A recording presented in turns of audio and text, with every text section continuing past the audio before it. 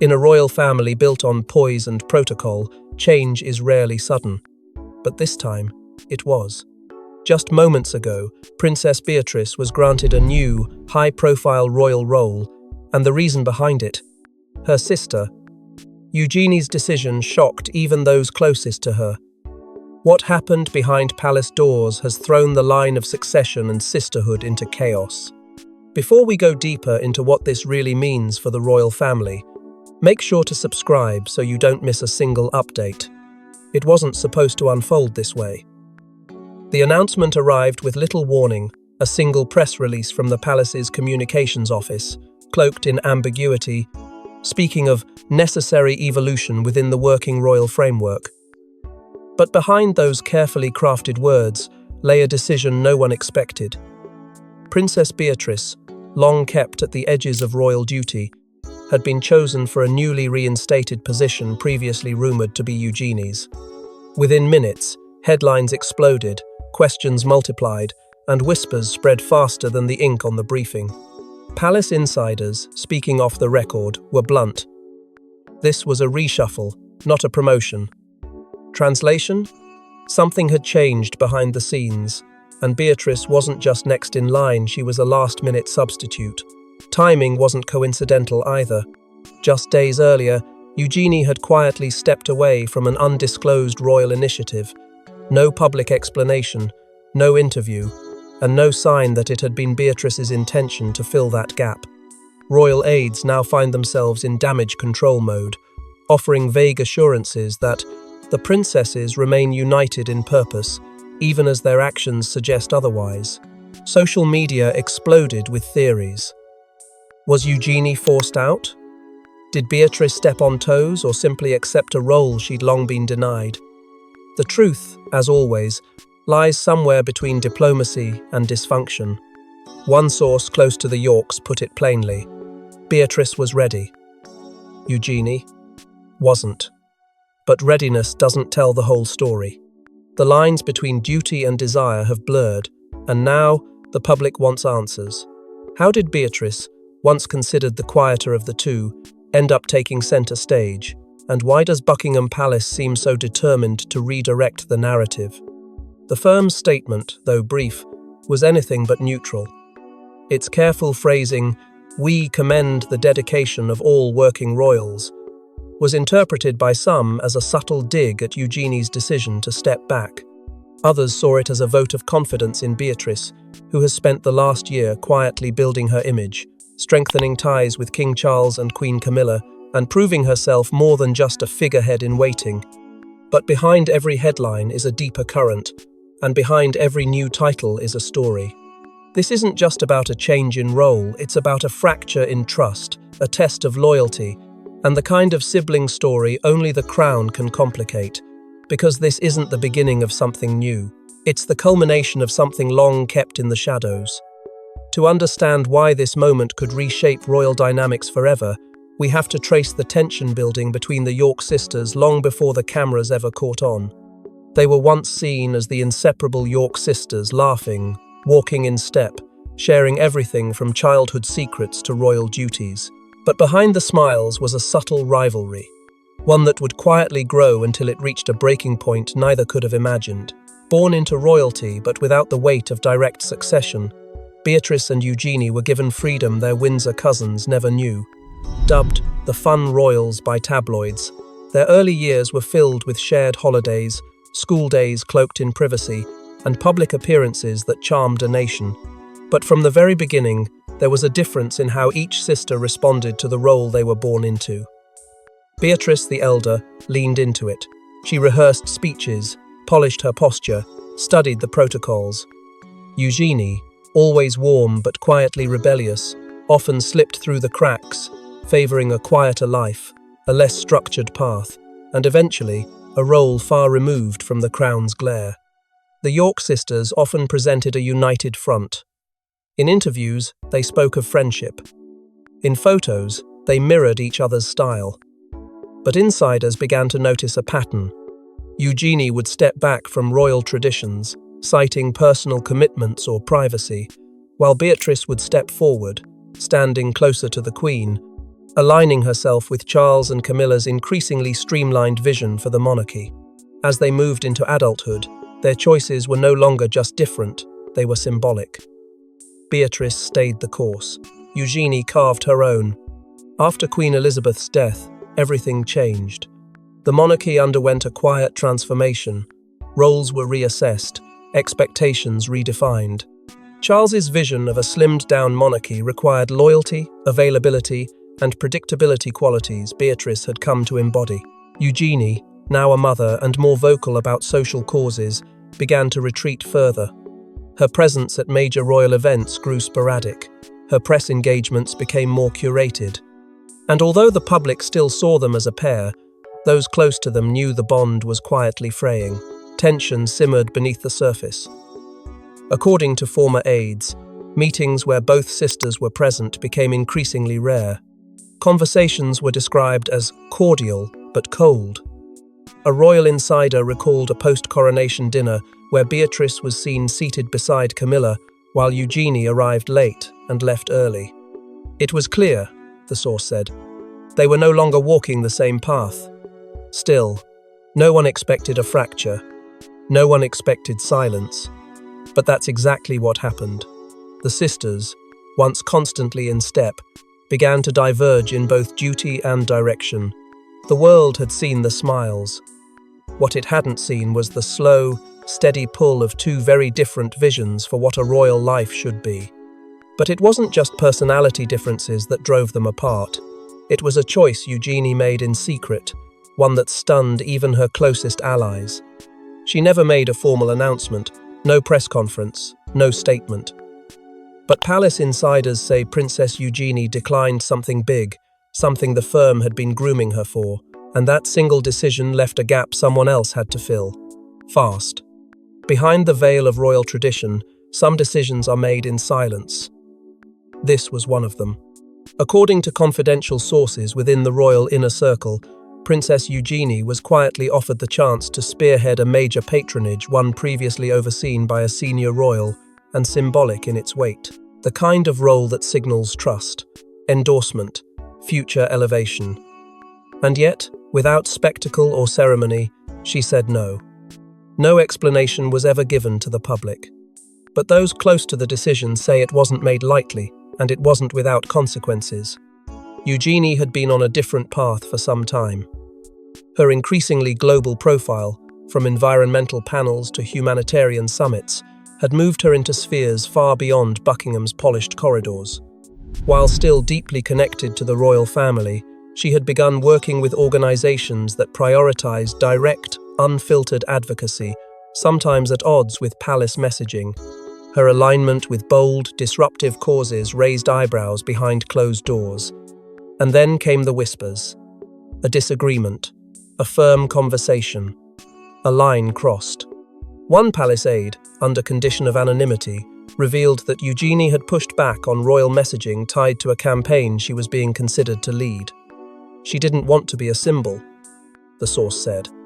She wanted to be a voice. There's a difference. It didn't sit well with the courtiers, especially in an era where the monarchy is clinging to a delicate image of unity, obedience, and tradition. Fueling the tension were reports of private exchanges between Eugenie and her cousin, Prince Harry. Leaked texts, now widely circulated in the press, hint at conversations about independence, legacy, and the danger of losing oneself in royal machinery. While the content remains unverified, the palace has made no move to deny their authenticity. That silence, in royal terms, speaks volumes. And then came the turning point. The role Eugenie quietly declined was not left vacant for long. Within days, Princess Beatrice, whose public profile had grown significantly more refined and aligned with King Charles's vision, was announced as its new patron. The announcement was wrapped in language about service, continuity, and renewed focus. But the timing was clear. Eugenie had stepped back.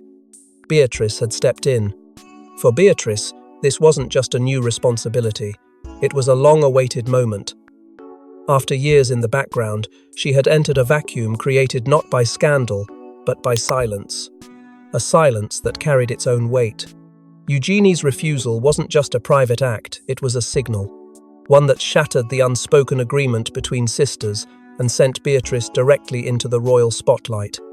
And as Eugenie walked away from the path set before her, Beatrice stepped forward not just into duty, but into the spotlight she'd been waiting for. For years, she was overlooked, the quiet one, the loyal one. But Beatrice's moment has finally come. Her new royal role isn't just symbolic. It marks a turning point in her royal life, and sources say it came at a cost. At a private reception held just days before the official announcement, Princess Beatrice delivered a short but deeply emotional speech. Those in attendance described it as a shift in energy, measured, heartfelt, and quietly defiant. It wasn't just gratitude that spilled from her words, it was ownership. A clear signal that Beatrice wasn't just accepting a title, she was stepping into an identity she had long waited to claim. And while cameras weren't allowed inside, whispers leaked quickly. This was the moment she stopped being a spare and started becoming a symbol. Behind the scenes, her closeness to King Charles and Queen Camilla had deepened. Once considered peripheral, Beatrice had spent the past year moving inward, attending more private briefings, joining discreet engagements, and taking on the kind of low-profile but high-impact duties that the late Queen once valued. Insiders now say her alignment with Charles's vision of a streamlined, hard-working monarchy may have sealed the decision, especially as other royals began drifting outward into private life or personal projects. Beatrice's new appointment, rumoured to be tied directly to a charitable branch, long championed by Queen Elizabeth, carried with it both legacy and expectation. Comparisons were immediately drawn to Princess Anne, the monarchy's iron-willed workhorse. Could Beatrice be stepping into that mould? The public response was mixed. Some praised the choice, pointing to her consistency and loyalty. Others questioned whether she had the resilience or the readiness to fill such a demanding space. But what no one questioned was that she was now officially part of the firm's inner engine. Still, questions lingered. Was this moment the result of long-term planning, or had Beatrice simply filled a space her sister vacated? Those close to the sisters reported a chill, polite, but distant in their recent interactions. A silence not born of jealousy, but of unresolved understanding. "They love each other," said one former palace aide, "but they no longer move in the same direction." And the deeper tension remains. In stepping forward, did Beatrice embrace the destiny meant for someone else? Or was this always hers to claim, just waiting for the right fracture to form? One thing is certain, her presence has changed. Her posture, her purpose, her perception in the eyes of the monarchy. No longer in the background, Beatrice has become a figure of forward motion, but every ascent in the royal family leaves a shadow behind. But while the crown was reshuffling, emotions were boiling because Eugenie didn't just step down. She walked away for a reason, and it's one the palace never wanted revealed. They tried to keep it hidden. The distance, the silence. But now, palace whispers are painting a different story of heated words, a family torn by values, and two sisters pulled apart by something deeper than duty. It happened at a royal retreat, far from the public eye but not beyond the reach of staff ears. Sources close to the household speak of a private exchange between Beatrice and Eugenie that turned unexpectedly tense. The room was supposed to be safe, a space for reflection after the Queen's passing and amidst Charles's restructuring of the firm. But instead of unity, there was division sharpened by months of unspoken resentment. Beatrice, now rising through the ranks, reportedly questioned her sister's decision to walk away, not just from the patronage, but from the structure that shaped them both. And Eugenie didn't hold back. She defended her choice, pointing to the need for privacy, for authenticity, for a life that wasn't constantly measured by royal calendars. Insiders say it wasn't just a disagreement, it was a clash of worlds. Beatrice, who had spent years quietly aligning with tradition, saw Eugenie's silence as betrayal, not just to the crown, but to her.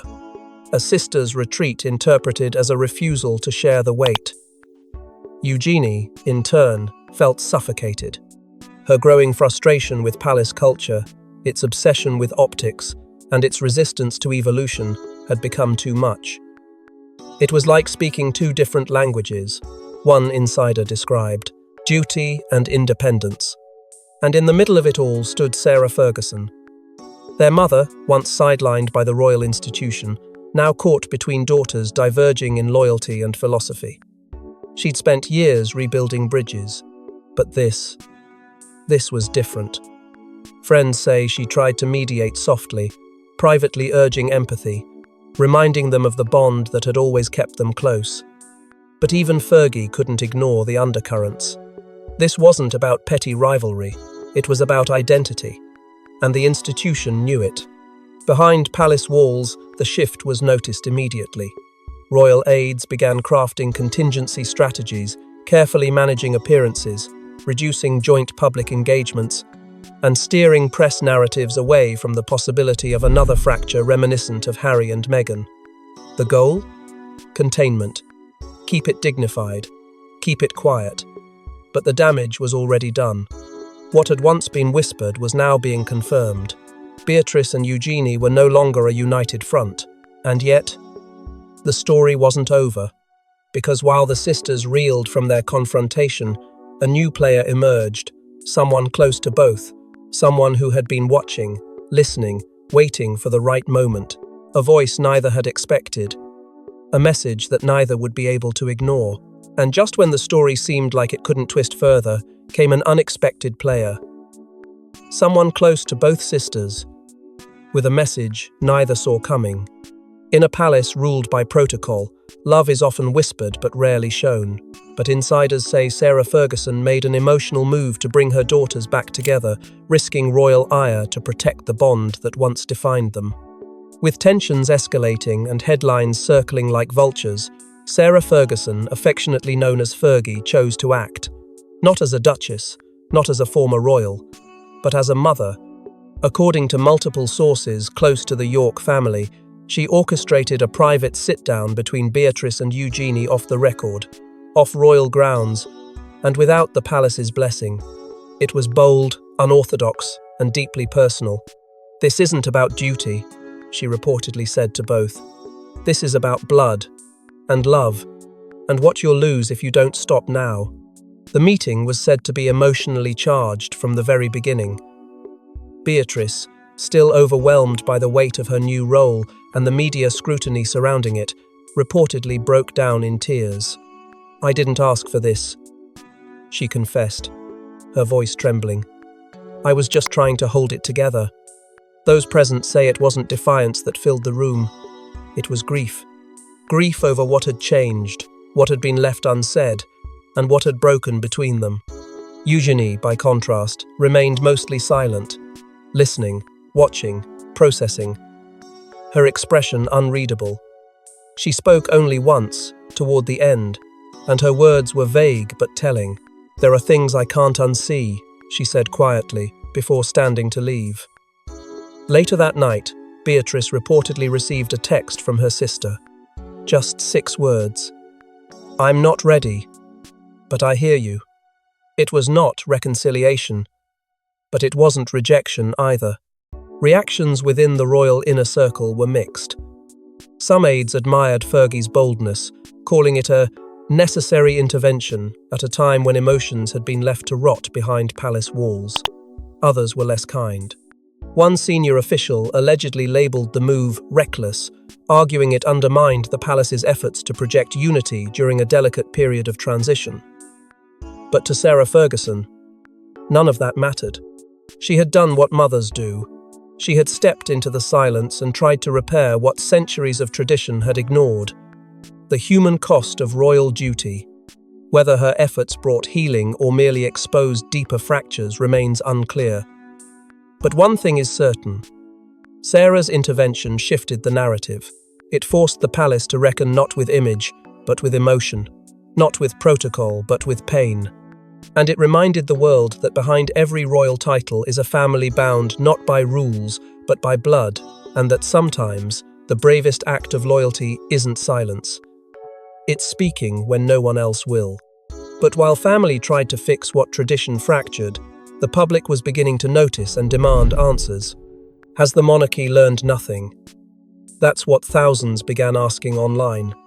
As news of the shift broke, the internet erupted not just in support, but in outrage. Some see Beatrice as a symbol of renewal. Others believe Eugenie was pushed. The moment the announcement was made official, social media platforms ignited like dry kindling. Within hours, the hashtags were everywhere. Number Justice for Eugenie surged alongside number Bravo Beatrice.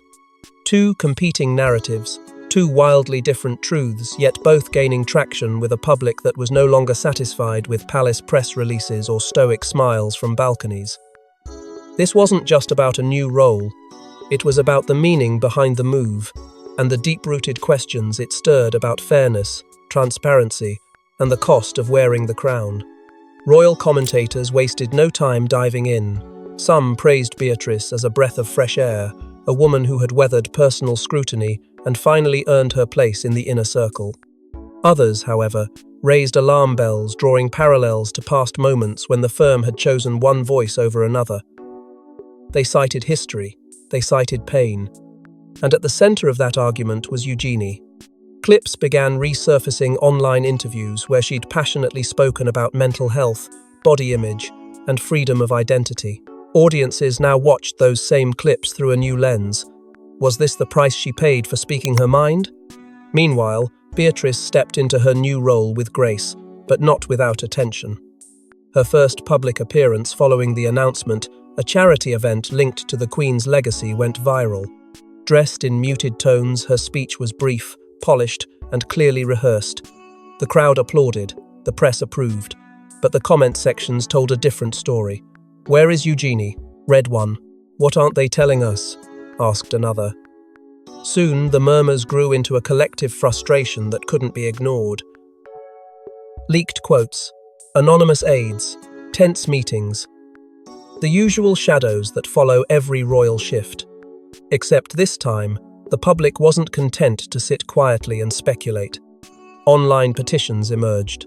Influencers and commentators began calling for transparency, urging the palace to explain why one sister rose while another vanished from the frame. "We deserve transparency" became a rallying cry across platforms. What had once been a soft shuffle within royal ranks was now an international conversation laced with division, activism, and reckoning. Because this wasn't just about sisters. It wasn't just about roles. It was about the system that decides who gets to shine and who must step back. And in an age where secrets no longer stay buried, the public is demanding answers the crown may not be ready to give. And just when it seemed the sisters' saga had peaked, another layer unfolded, one connected to a royal name few expected to return to the spotlight. Enter Prince Harry, Eugenie's closest royal ally. As speculation spirals, his name surfaces again this time, linked to the very decision that changed Beatrice's fate. Could his influence have swayed the future of the York sisters forever? According to well-placed sources, Princess Eugenie didn't walk away from her royal commitment in isolation. Before her decision became official, before the palace ever crafted its carefully worded replacement announcement, there was a call. A long, private conversation with Prince Harry. While the firm has neither confirmed nor denied this connection, multiple insiders now say Eugenie sought her cousin's counsel just days before turning down the role. And if that call happened, it may have changed everything. Because Harry has long championed the very values Eugenie is now accused of pursuing too boldly. Independence, self-definition, and the right to protect family at the cost of royal tradition. The two have always shared a bond outside the palace mold. Unlike most of the senior royals, Eugenie was one of the few family members to visit Harry and Meghan in California. Their connection has remained warm and personal, far from the stiffness that often defines royal relations. And now, leaked messages allegedly sent between Eugenie and Meghan have surfaced in certain outlets. One, simply signed M, reads, "She gets it. The weight, the silence, the scrutiny. If authentic, it confirms what many royal watchers have feared, that this isn't just a family reshuffling. It's a ripple effect from the Sussex departure, still being felt years later. The firm, already cautious, was reportedly alarmed by the optics. Beatrice, rising in visibility, was warned in advance by key advisors not to appear too aligned with the Sussex narrative, a phrase loaded with implication. Her public engagements have since been meticulously curated. No unscripted interviews, no risky causes, no commentary that could stir ideological comparisons. She's walking a line between sisterhood and system. For royal traditionalists, Eugenie's alignment with Harry casts her decision in a rebellious light. But for the public, it's something else entirely. Many now see her as part of a broader, generational pushback against the system's emotional toll. Her choice to step back feels less like surrender and more like strategy, one whispered across continents, shaped by those who've already broken free. And now, with Harry's name pulled back into the storm, everything feels bigger. This isn't just about Beatrice and Eugenie anymore. It's about legacy, about power, about what happens when royalty becomes a choice instead of a destiny. And in that context, Beatrice's new role isn't just a promotion. It's a pivot point. But even as the past resurfaced and tensions ignited, one truth remained: the monarchy had already changed. And it began with a choice between sisters. She took the role but lost something in the process. Beatrice's gain wasn't just a title. It was a spotlight she never expected, and a distance from the one person who once understood her best. And now, the crown has never felt heavier. The transformation was almost too perfect. Overnight, Princess Beatrice became the palace's newest symbol of resilience and continuity, a woman reborn into the fold, polished, present, and powerful.